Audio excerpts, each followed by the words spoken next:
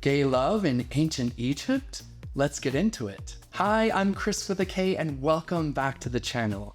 This week in queer history, we're heading back to 1964 when Egyptologist Ahmed Mousa discovered the tomb of NyankhKhnum and Khnumhotep in Saqqara.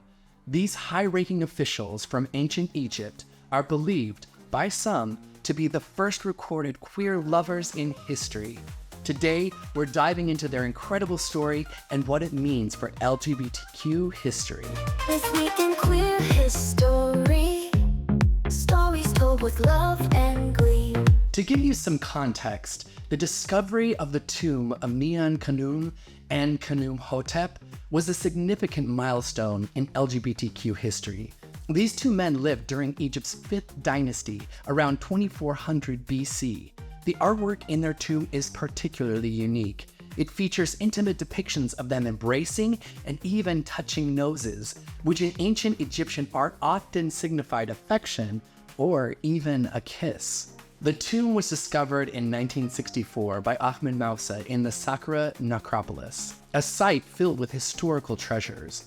What made this tomb stand out was the depiction of the two men in these intimate and affectionate positions. Both men were high-ranking officials. They oversaw the manicurists of the palace, and their names suggest a profound connection. NyankhKhnum means joined to life, while Khnumhotep translates to joined to the blessed state of the dead. This closeness seems to indicate more than just a professional or familial relationship.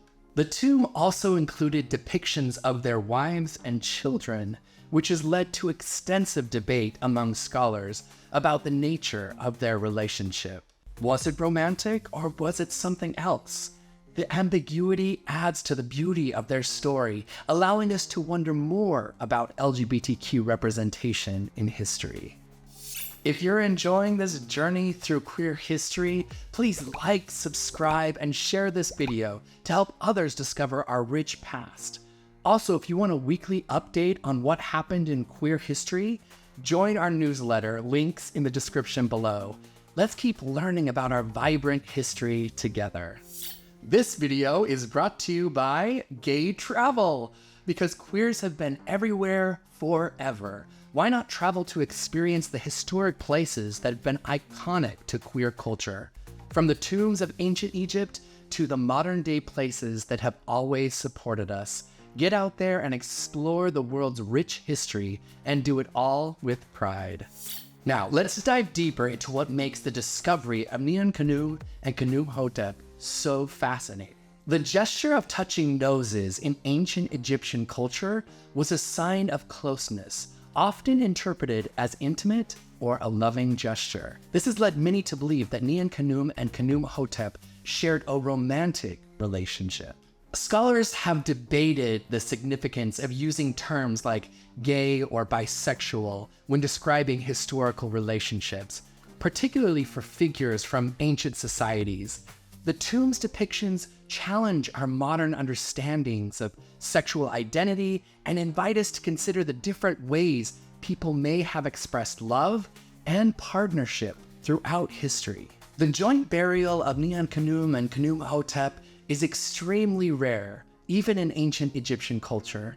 Their tomb has become an important part of LGBTQ historical discourse, reminding us that diverse relationships have always existed.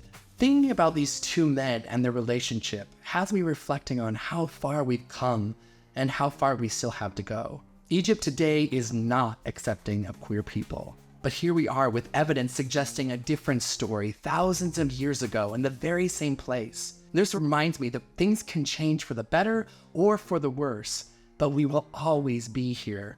Whether or not a place or people accepts us, we are here in all of our glory, beauty, and uniqueness. Seeing stories like NyankhKhnum and Khnumhotep, it makes me wonder how many other historical figures that we all assume were straight had secret queer lives. How long have we existed in history? I personally believe we have been here since the very beginning.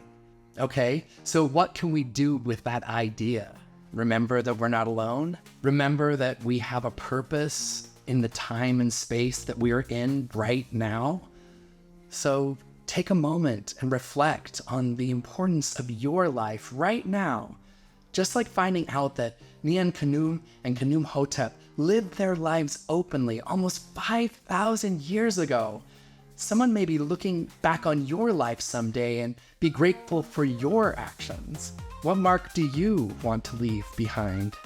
If NyankhKhnum and Khnumhotep is the first example of queer love in history, what does that make you feel?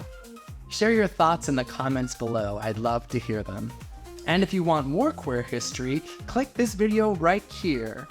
Until next time, stay strong, stay bold, and keep making history.